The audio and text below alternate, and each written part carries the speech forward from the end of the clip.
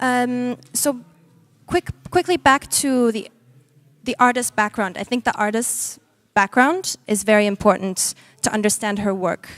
Shireen Nešat, this is how you spell her in Cyrillic, in Ukrainian, was born in Iran, but left when she was only 17 years old and moved to New York, to the US, and then she moved to New York to study art. And it wasn't until much later, almost 20 years later, that she ever returned to her home country, Iran. And this was because of the revolution in 1979, which completely changed the country. Before the revolution, Iran was very open towards the West as well, and this was before women had to wear the veil. After the revolution, things changed completely, and it is now, up until this day, run by the Islamic government, which imposes certain rules that have changed the lives of every average person in Iran, in particular for women. After returning to Iran, Shireen Nešat started making a series of photography which depicted women with usually with calligraphy, Persian calligraphy, painted on their faces, which were poetry written by women and often holding a gun or a weapon. And this was very, very controversial at the time. And she, ever since then, has continued developing her art, but by focusing on the gender divide, on male, female, on how gender affects how people behave or have to behave in mostly the Islamic context. And this piece, which you're hearing right now and might have seen already, Turbulent, the name Turbulent is already says a lot, because turbulent means wild, irrational, and this is what we're hearing right now, actually the female voice as opposed to the male singer. We have two screens.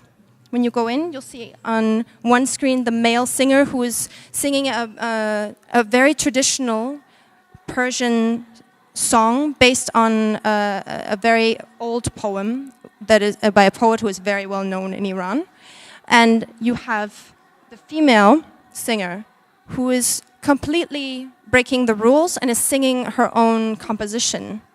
So that in itself shows many, many contradictions. And that's actually what is so powerful about many of Shireen Neshat's works, in particular this one. It's showing contrasts. It's showing male, female. The film is also in black and white.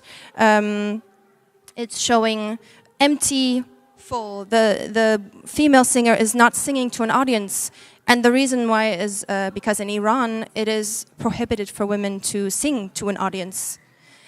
So again, we have this many different layers of meaning. But again, then when we put this in context of today, behind you, you see the social media, the Instagram posts, which are also concerned with gender issues. It's bringing this piece, which was made in 1998 to 2019, to today. And not just gender. If you think about it, the divide is not just between male and female. It's between old and new, between the sacred and the vulgar, or the emotional and the rational.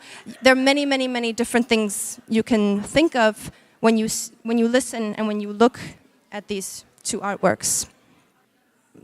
Different rules for these two genders. One, the male is allowed to sing to an audience, whereas the female is completely singing to an empty auditorium. She has no audience because she's not allowed to sing. So we have this divide, and yet the very interesting thing about the male singer having an audience, the female singer, her singing is much more impressive, or rather it's because it breaks boundaries, it's breaking tradition. She's not singing a traditional song, she's not even singing to an audience. she's composing her own song. That shows, in fact, that there's a will for women to break free and change the system, even though they're not able to under the current rules. And this is in the context of Iran. I don't know if has anyone been to Iran, or has any friends from Iran or from? But for men as well, this is what makes the piece so powerful. Actually, the man, even though he is free to sing to an audience, he is in this film. You see, he cannot sing freely. He must sing this traditional song, and he is limited to these traditions. Men would perhaps also want women not to wear the veil, but because of the politics and the government that imposes these rules, they can't. So this is not just saying that women have no rights, it's also saying that men suffer or are under restrictions as well. And again, it can be even broader. It can be turbulent, this piece. It's about the whole turbulence of what's going on in the world today. And at the time, 1998 to 2019, we still have the same problems. We still have gender equality. That's one thing. But we also have minorities whose voices are not heard. We have the refugee crisis, for example. We have all these political clashes and clashes of tradition versus the old. This is an ongoing problem.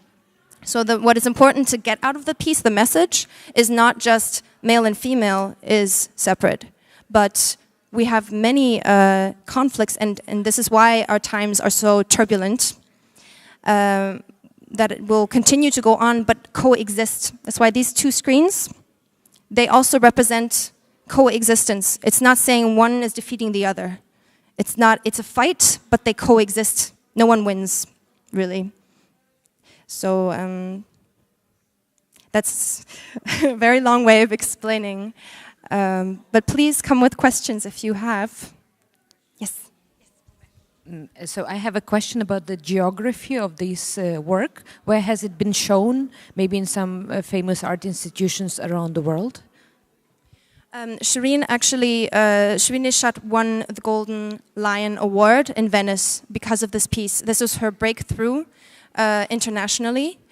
So it has been shown at the Venice Biennial, it has been shown at Gladstone Gallery in New York, it's been pretty much around the world.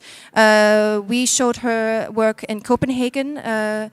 She's also been shown this piece itself has also been shown in Spain, and now here in Ukraine. So it's really amazing to look back at the exhibition history from 1998 when it was first created to now, and it's continued to be shown because its relevance does not, it's not any less than it was at the time. Was there any feedback from Iran on this piece? That's a really good question. I believe that in Iran itself, one important background note that I haven't made is that Shireen Nешат is no longer allowed to enter Iran. This is not because of this piece, but because of her early photography works, which she did shortly after in the early 1990s when she first visited Iran again. And when she visited Iran, this was, as said, almost 20 years after not having gone back. So she came back remembering as a girl how different Iran was. Tehran, the capital, was then known as the Paris of the Middle East. She came back now to a country in which women could not show their hair, had to wear the chador, had to be veiled, where women could not sing in public, where it was mandatory for women to be separate from men in certain public institutions. It was a different world, so it was a shock, actually, for her to come back. And so she made this series, which created a lot of attention around the Islam versus the West, And it was actually not really her intention, but it became such an easy way to interpret the works that from Iran's side, it was showing that that everything Islam was negative. So as a result, she was then banned from Iran. She could no longer return to her home country.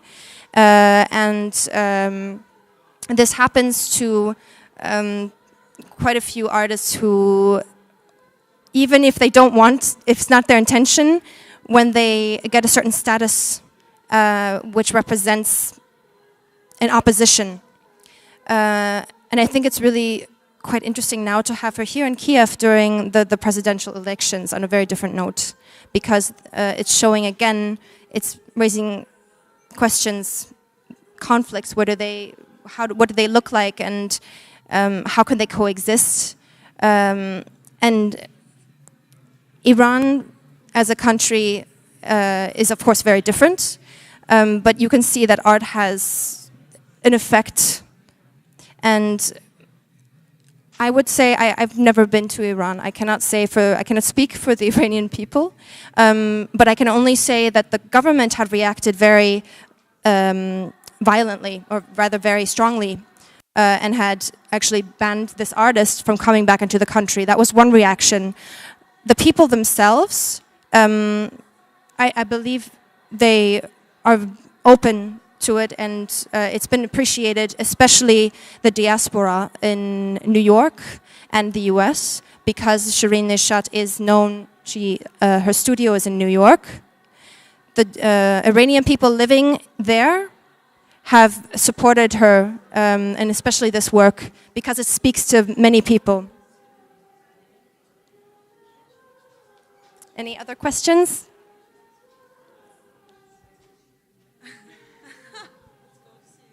I think you should definitely go see it. And afterwards, just come and find me. I can answer any questions you have. So.